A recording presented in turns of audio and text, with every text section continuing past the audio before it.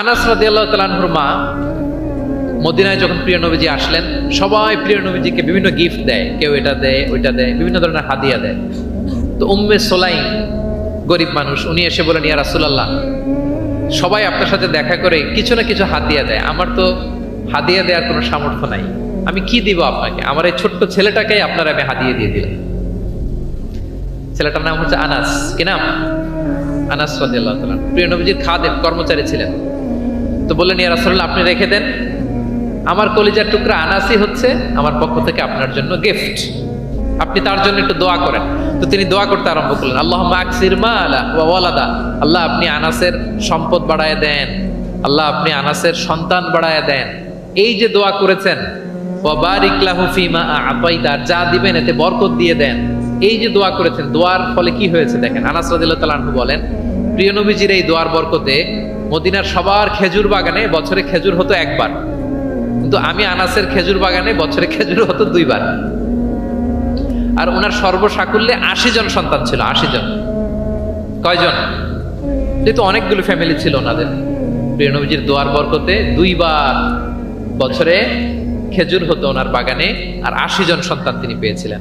তাহলে সাহাবাদের প্রতি কোমল আচরণ করতেন, তাদের জন্য দোয়া করতেন, তাদের ভালো গুণের প্রশংসা করতেন। অনেক হাদিস, অনেক হাদিস, এগুলো বলতে গেলে অনেক সময় লেগে যাবে। একটা বিখ্যাত হাদিস আপনারা জুমার সময়, জুমার খুতবার সময় প্রায় শোনেন, আরহামু উম্মতি বি উম্মতি আবু বকর, শোনেন?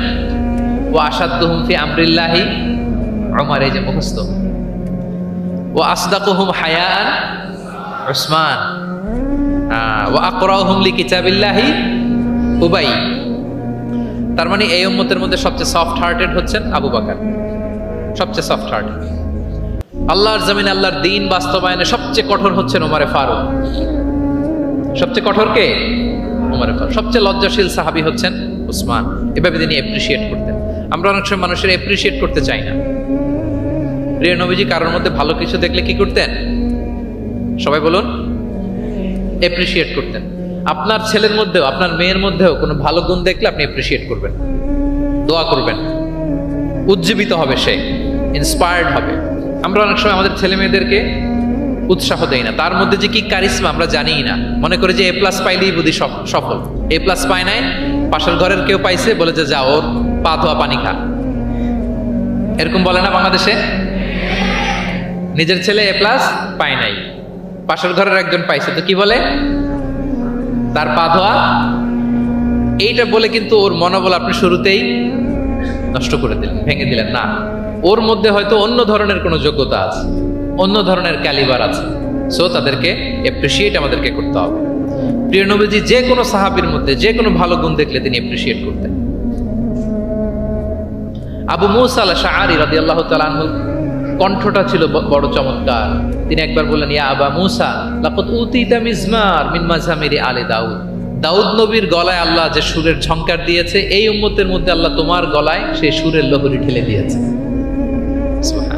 তো তিনি বলেন, ইয়া রাসূলুল্লাহ, আমি তো আপনার সামনে কখনো কোরআন তেলাওয়াত করিনি, আমার গলায় যে সুর আছে আপনি কি করে বুঝলেন?